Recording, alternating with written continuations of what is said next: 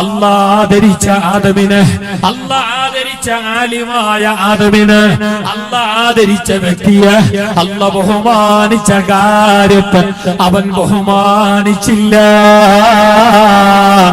അതില്ലാത്തവൻ മുഅ്മിനല്ല. കിബറെന്നത് നമുക്ക് പറ്റിയ സ്വഭാവമല്ല. അപ്പൊ ഈനോട് വലിയ ബഹുമാനം വേണം.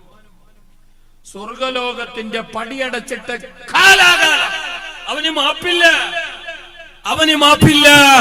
ആർക്കല്ല പുറത്താലും ഇബ്ലീസിനല്ല പുറക്കാല. എന്തോ ചെയ്ത് തെറ്റ്. ഇത് നിസ്കരിക്കാണ്ടിരുന്നവൻ എത്ര സുജൂദിട്ടറിയോ? കുറച്ചൊന്നുമല്ല, ഇമാം അമീറുൽ